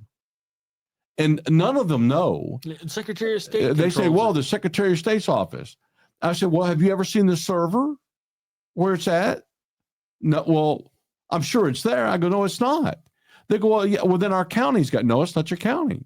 They don't have no clue. They have no clue. I said, no, it's actually on a server that ESS controls. And now they know real time that I am there voting. And they know that piece of paper that comes out that's got a barcode at the top of it, which I can't read, will tell the next machine, the computer. I said, what does that barcode say? And they go, oh, well, it tells the computer that you're going to go vote on, the touchscreen. It tells them where you live, what ballot style you should have. I said, that's great. What else does it tell that machine to do? They go, nothing. I go, how do you know that? You can't read it. You have no way of knowing what that barcode is telling that machine to do. So we have a lot of problems, and the e-poll book is a huge problem. That's why we have to go to paper poll books. Those statements you made me feel the dirtiest of anything that I think heard on the call tonight. That's just, because that's probably being used somehow, so they know who voted.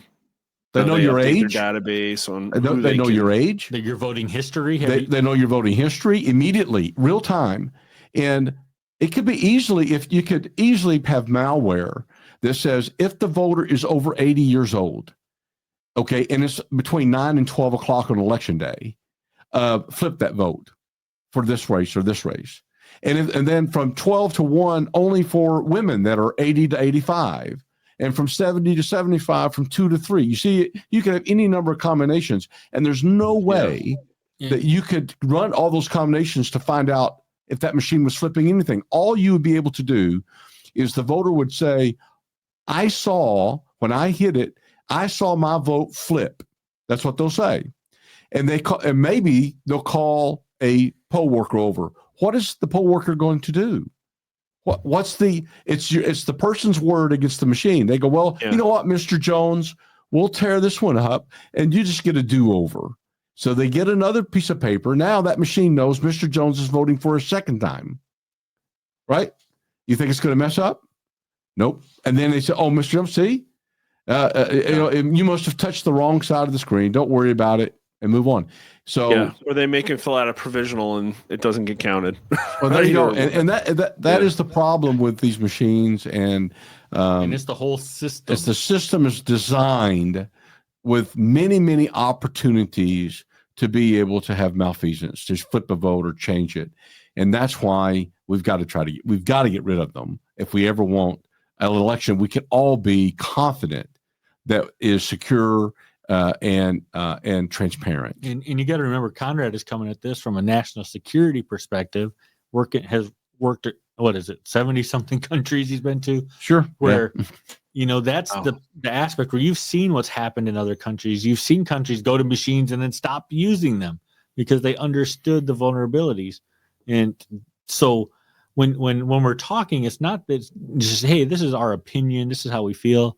Again, we've talked to the top computer experts, and then we also have a national security expert who understands if you were going to build a system to take advantage of the people to get what you wanted, this is the system you would build. The system. It is. And one other thing, they'll talk about these computers have been checked out and they've been certified. It's the biggest joke there is. And I know people, and I've got a friend of mine who worked in one of those facilities and tested these machines. He said it's all rubber stamp. It's a joke. There's no cybersecurity testing at all on any of these machines. So it's all looks good and it has good talking points, but in reality, it's a joke. And it solves none of the issues they blame on paper ballots. No. Like the system does not solve any of the issues. The only thing I could say is if you have a tabulator that, if it's working properly, can do an accurate count, but you can't trust that it does it properly. So you have to do the hand count to double check that there was no glitch, no hack, no malfeasance, or just even accidents. You have to do the hand count to double check the outcomes of the elections, or you won't know that the right people were elected. Yeah. Like you said, they know how to do this. They do it every day, anywhere that money's handled. Like, there are very clear ways to, count things. And the fact that we literally don't do them is just, the biggest clown world thing that you could possibly have. And what's even more clown world is that, like, nobody will even talk about it. I want to ask you a question, but before I do, I want to shout out everybody in chat. We're going to go for, I think, a little bit longer if everybody wants to stick around. Colonel and Will, if you'd like to answer any questions that might come up. I see the question about Ukraine, but we're talking about election integrity tonight. Sorry. But my question is there anywhere that people can go to see the words of what most closely represent what might be going into this bill right now? We had some sample legislation that was going to be on the books in Arkansas that used to be on our website. I'm not sure if it's there anymore. On our old website, arkansasvii.org. We used to have our legislation up there. I'm not sure if it's there anymore. We were putting it in, trying to get some state. That would be part of it. But the gist of it is it's a hand-marked, hand-counted paper ballot.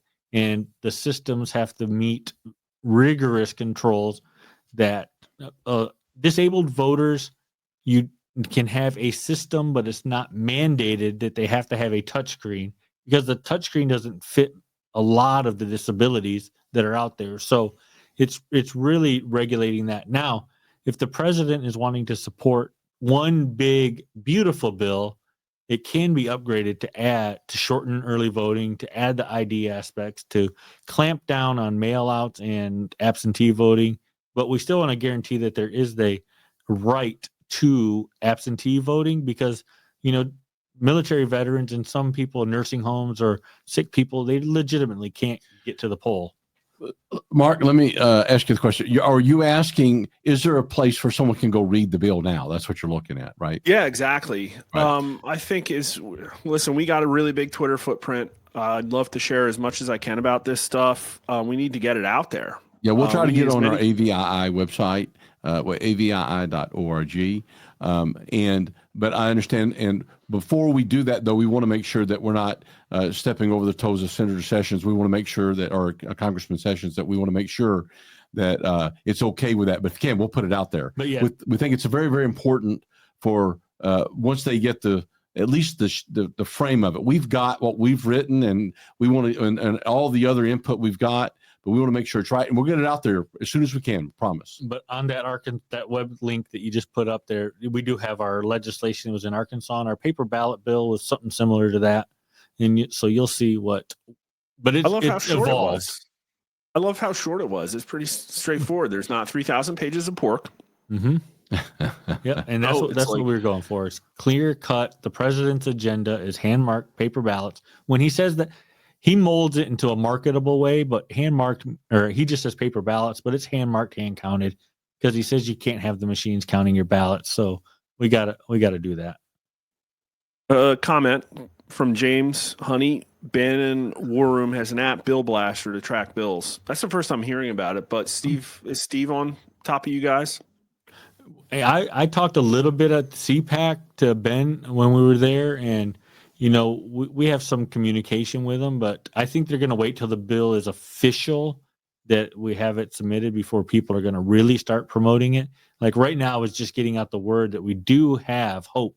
There is a congressman writing a hand-marked paper ballot bill that's going to get submitted. And it's Mesa, and so that's key.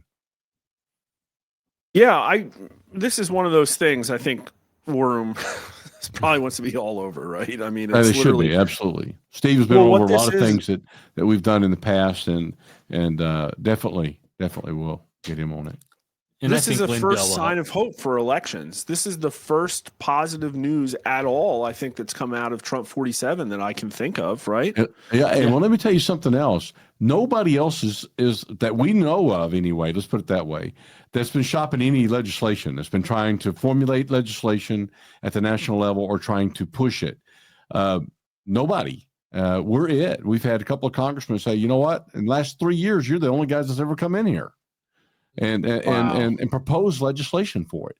And so we are the only game in town right now when it comes to putting legislation, apparently. And crazy. It only took the Democrats a week to get a Trump impeachment. It only took them a week, right? Right. But Republicans can't get this part done. But what we did find out, we were told that Congressman Sessions was interested in securing elections and to go and see what he'd want to do to support the president's agenda. And that's where we went, and he was on it. He had binders of research from different states on the problems in different states. He's well aware that we need to go to the hand-marked, hand-counted paper ballots, and that's why he was quick to support it. But we're kind of just up there as concerned citizens supporting the president's agenda, and we were in contact with some people, but we understand what the president is looking for, and the fact that nobody else is writing legislation right now for that is very telling, I think. Yeah, this is Congressman Pete Sessions. If you got your Twitter up, I would follow him as well. I'm not. That's embarrassing. I'm embarrassed. So I'm following him now. Great guy. Great guy. Yeah. So maybe follow him, engage with him, leave some stuff in the comments about how great it is that he might be working on this election integrity stuff. Yeah, he is working on it. So that's No question about for that. sure. So thank him for wanting to take the mantle up as an election security He's the voice of it yeah. right now in Congress for us anyway. That's incredible. And if you look, not a ton of engagement. And so that means that if you go with a message to him on Twitter, it might get read or seen, or other people that follow him might see it as well. And he's a real responsive person. His office is really good to reach out to, and the very, very responsive team. And he's a very friendly, down to earth guy. And he loves his country, and his father did too. And you probably don't know the name, but his dad, William Sessions, used to be the FBI director under Reagan and Bush back in the late 80s, early 90s. But no relation to Jeff Sessions. No relation to no relation. That's good. Don't connect We those don't want to guys. remember that. I've talked to some people who thought that they were remembering Jeff Sessions, or like that guy, and it's like no. It's Pete Sessions. Pete. No relation, and a lot better guy than. Yeah. So, but why is it hard to get a good AG, man? Yeah. Like, why is it so hard? Well, I mean, it's crazy because even in Arkansas, we had the ones we got here fighting the people, and in Arkansas, I'll go off on a couple of tangents. They're trying to get rid of the Freedom of Information Act. They're gutting it to make it harder to get information from your elected officials. They're making it harder to petition things to get on the ballot. They're just going all out to strip the people of their voice and of the power. It's ridiculous. Arkansas. And the Democrats were in charge since the Civil War and didn't do this stuff. The Republicans in charge for 10 years, and they're just stripping the rights away from the people. Yep. I mean, we had a Really Freedom is of a Information Act that came up under the Democrats and back in the late 60s, and it had not changed all the way until just this last year. And all of a sudden they want to gut it and make it impossible to do freedom of information, because a lot of patriots now realize they can find out what their government is doing by doing a FOIA. And they said, well, no, we don't want that. So they've trying to clamp it down on it, make sure you couldn't do it. In fact, they called a special session to be able to pass a law to gut it. Thank goodness it didn't pass. But that's what happens when you get a lot of power. I see there's Art a comment. One of his comments talked about the old pull levy. Just to let you know, people used to rig the levy pullers. They would file down one of the gears so it would skip a vote every once in a while. And that's how they would rig those pull down machines. That was in a book called Broken Ballots by Doug Jones. On a course I took about election security, they talked about rigging the pull screen. But we do want the bills to have the holograms. We want them to have the watermarks or the ballots. We want them to have all of that. Now, the bill probably should spell out what a secure paper ballot is, but that might end up getting left to the states. We're not sure what they can actually do at the federal level and say it, but we hope that it will be that.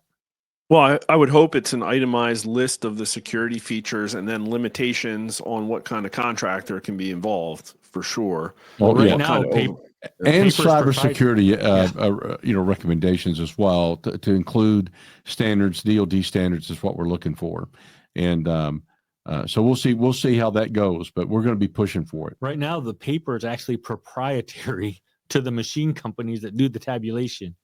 Like you can't just use like there's paper that Mark Fincham was pushing with the holograms, with the black lights. You can't get them to be guaranteed that they'll work in the tabulator because you have to have the proprietary ES&S or Dominion paper to run through their tabulators. Right. Yeah, and of course it probably costs a heck of a lot more. Of course they do. Yep, exactly. So, man, it really is horrible when it's like corporations and the government like hand in glove, just working together, stealing and oppressing, and it's like a raid against the rights of Americans. You're exactly right, and you're exactly right. And you have people like Colonel Reynolds who fought for the country for 30 years and then served after, and then you have those people in the legislature in a state like Arkansas, like diminishing his accounts of what we need to do to keep our freedoms and our safety and our protection. And then they play it off and even call them names on the Senate floor and things like that. Like it's ridiculous. And it's being done by Republicans, which makes it even more ridiculous. And you don't have Sarah Huckabee Sanders, who should be a voice of the people. She's supposed to be full-blown ultra MAGA. I just would love her to come out and be positive on this and get behind the president and his election security. And we know he's told her. We know he's told her many times. And but for whatever reason, right now she's chosen not to step up to the plate. So we'll see. Yeah, that's really disappointing. I get so mad when I just think about just like take a USAID. Mm-hmm. It's like everybody I mean, I'm sure a lot of people knew about USAID and there were some suspicions. And then it's like, no, it's literally like 95% a proxy arm of the CIA in a grift operation. Mm-hmm. Like not like 95%. And you think about it, and there's no way you can operate in DC without like fundamentally understanding that. Right. Yeah. Right. And, So and it was an open secret. they're passing budgets to give that the more funding, knowing that it's going into these NGOs. And I think it was Marsha Blackburn has been screaming about it for a while and trying to get it. I think she had like a couple legislation. Even last year, I think Eli Crane brought it up that there's way too much money going to this. But and it was very cleverly named. opaque. They were not giving any transparency on exactly where the money was going. And they make it very, very complicated. Even if you were to get access to it, the way they've designed it, it takes AI to be able to figure out exactly how it works. And that's their downfall now. They had no idea that this was going to happen. And so I really applaud the Trump administration for coming up with this plan, the idea, and being able to implement it so quickly that they could lock everybody out of their office before they were able to wipe any of the information off the servers to be able to find out what really is happening. And what really bothers me more is that we've had congressmen and senators up there for 20, 30 years. Why haven't they fixed this? Why haven't they looked into this? I guess we're going to find out when we find out where all the money's going, but they haven't. Yeah, Data Republican says she's going to start tracking where that money's going, like whose family's getting paid, where all the different federal grants and funds are going, and how it's getting back into the pockets of our Congress and members. And I think it's going to be really telling. But what we've already seen, there's some Republicans are getting pointed out that they're in charge of NGOs that have gotten hundreds of millions of dollars. And, people say, you're going to bring down Republicans too. And I say, I don't care. If you're a bad guy, you're a bad guy. Bring it. Yeah. It's not a party thing. Nope. If the Epstein list brings down some of my favorite politicians, I don't care. 100% transparency is what we have to have now. And I think with this president and his cabinet, I think we're going to get as close as we can get to 100% as possible. And I, again, like all the transparency Kash Patel is promising, I think we have to do it. If our FBI, our CIA has been doing things that they shouldn't have been doing, we need to know about it. And then we can start the healing to get it done. We can't just keep pretending like nothing's happening. 100% agree. 100% agree. Okay. Now, normally I would ask you to give your socials. So I think we're out of questions here. But there's probably a long list of socials of people that, because you have an intimate knowledge of the players here. So before I ask you to talk about you guys, who should people be following? Like I wasn't following Pete Sessions. That's embarrassing. Yeah, I should have been doing that. I would say Abe Hamaday. Abe for sure. Yeah. Maryland Election Integrity. I forget her full handle. It's like EFFE4USA. She's a good one. Cause of America. That's Mike Lindell's group. Sean Smith is running that, but that's a great organization, Cause of America. And then there's a friend in Texas. Her name's Lori Gallagher. It's Lori on a Farm. Lori on a Farm. Oh, this one follows me. Yeah, there we go. Yep, Lori on a Farm. Didn't come up. That's her right there, Lori Gallagher. Steve Man, she follows me too. Look at that. Yep, and Mark Fincham has been at the forefront of getting the secure paper and making sure elections are done right. In fact, I'm not Mark was following running him for as- Secretary of State in 2022 in Arizona. He actually was endorsed by President Trump, and I brought him to Arkansas to talk about election integrity, and we formed a great friendship. He's a great guy, and he's a state senator now in Arizona. Was just elected this last year. So He's got a big footprint too. yeah. I can't be held responsible for not following all these people. I wasn't on Twitter until like August, so I'm still catching up. Who else we got, Will? Well, that's trying to look through. We got Clint Curtis is somewhat of a good follow. It's Clint for Congress. I don't know if he's been posting a lot lately. No, he hasn't posted since 21. He was just messaging. I'm looking through our our DMs of people that I interact with. There's a David Clements. David Clements has been a friend of Dr. Clement. of the movement. It's the Profs Record, Professors, PROFS. So that's him right there. David Clements. He's another good one. He fights hard in it. And then Clay Parikh. So Clay Parikh has been one that's been on top of everything with the machines and how they act. I had him. Look at that.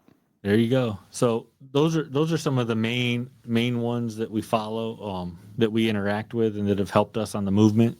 And outside, Question: anybody who specializes in Arizona info? Well, yeah, we have. But that's Mark Fincham and Wendy Rogers for sure. But also AZ We the People. We the People, great organization, and Shelby Bush runs that. It's a great organization. That's not. Is that the one? Yeah, that's it. So AZ We the People, they're big help with the hand count, coming up with the method, getting the Republican Party of Maricopa County to count 3,000 ballots in just a couple hours. And That's a criminally under followed account. So the other one, it's We the People AZA1. That's the full account. It's all We the People AZA1. That's it. Yeah. So they stay up on Arizona.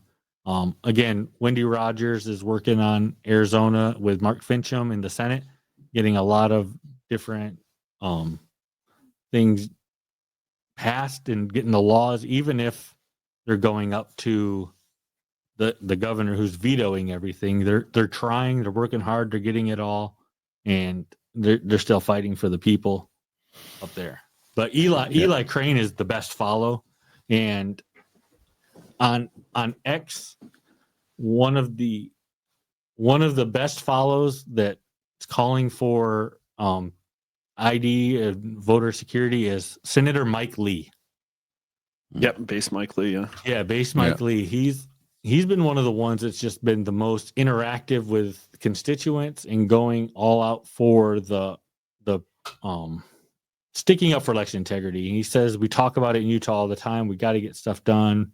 He shares Elon's post about the voting machines, and so he's up to it on it, and I hope he gets involved. And Mark Wayne Mullen, we hear, has been a very good Senator Mullen out of Oklahoma. That he's been a very good friend of MAGA, is what we've been hearing. So he's another one to keep an eye on. He was a plumber out of Oklahoma, and his company blew up, was a big company. And when he had his elections, he just drove his vans around and said Mullen on it. So he had free advertising on his plumbing company. So what we're hearing is he's a really good guy in person. We haven't met him, but we will. We're going to try to meet him next week. So, and so it's a lot of good people wanting to work on elections, but also just to help keep our republic on the right path. Yeah. Well, it's all this is so organic and grassroots because, like I said, very few organizations were interested at all in any of our work. I mean, it was basically Emerald Robinson, Steve Bannon, and a few others. But now I think it's going to be mainstream. I think I don't know. I'm really bullish about the kind of stuff we might see. I think Really want to know once who an paid for executive those postal trucks, you know, Yeah. like all that kind of stuff. once an executive order comes out and the machines are effectively banned in all the states, you're going to see a scramble. People are going to start looking for how do we hand count? How do we do it? Because it's almost like a forgotten art. So there's going to be a lot of need for people to step up and help make elections secure again. And it's going to take all of us in our communities to either train or prepare people or get them ready to go to the hand mark system. So people need to be ready for shock in the next couple months, I think, that it's going to hit the system. But we got a plan for that. So you're going to see more about that in the future, about how to address that, and across the United States, and how to be able to conduct a hand count. It's not hard to do, but we're going to make it happen. Got to learn how to do it again. That's so right. you have a self-selected audience of election integrity aficionados here. What's all the ways that they can help you guys? One is we can always use donations, avii.org. We run on donations. It takes people wanting us to be able to go like work in DC on their behalf, run ads to support legislation and to get everything through. And so we have a link on there for donating. That always helps. And then, reaching out to us if you want to get involved and learn how to, help put the pressure on your congressional leaders, that will always help. And there we go. Sign up for information. Yeah, and just so your listeners and viewers know, if you really want to get smart, that everything is out there. It's all open source. It's very easy to find. It just takes a little bit of reading. We've got a lot of articles on our website and links and things for people to go read. But it doesn't take long. With just a little bit of reading, you're going to be one of the smartest people in your state. I'm telling you, because most people have no clue how our elections work at all, to include your county clerk, to include your secretary of state. They just simply listen to the voting machine companies, and that is it. They don't know anything else. So I highly recommend that people go there, watch some of the videos, and watch some of the interviews that we've done as well. Yeah, we have a radio show in a podcast called The Kernel of Truth. Our website is forttruth.com. And on that website, we have some of the interviews with the top cybersecurity experts from around the nation talking about election security. And so on forttruth.com. But on the website for AVII is a one to give the donations to. So we would appreciate that. The other thing would be amplifying Colonel Reynolds' X account. That's where we spend most of our time. We are on Facebook. He's Colonel Conrad Reynolds on Facebook. And on X, it's at Colonel Reynolds. That's where most of our attention is the X account, where we're posting videos and keeping people up to date on what's happening. And that's where amplification of that page would really help out with what we're doing and what we're aiming to accomplish over the next couple months. And I'm almost finished with the book. We're almost finished with it, Duped. And when your shows air, do you have a specific time? Or we're on the radio on Salem every Monday night at 6 Central on Salem and Little Rock, and that usually goes on our podcast one. We've been out of town, so our friend Doc Washburn, he's also another good follow if you like conservative voices. It's Doc Washburn, but he's been covering our show for us.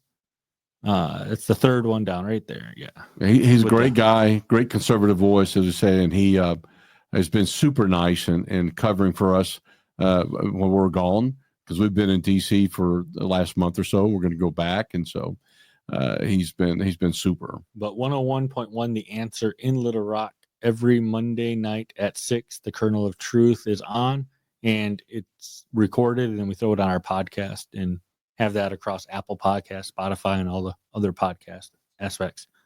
So, but we haven't made the videos in a little while. We've just been live in the studio on the radio. Well, if you're listening, donate if you can. If you can't, sign up for the newsletter on their site. Just getting more people's eyeballs on this, Yeah, it shows up in your email, and maybe you're like, oh, that's a super cool email, and you tweet it out about it.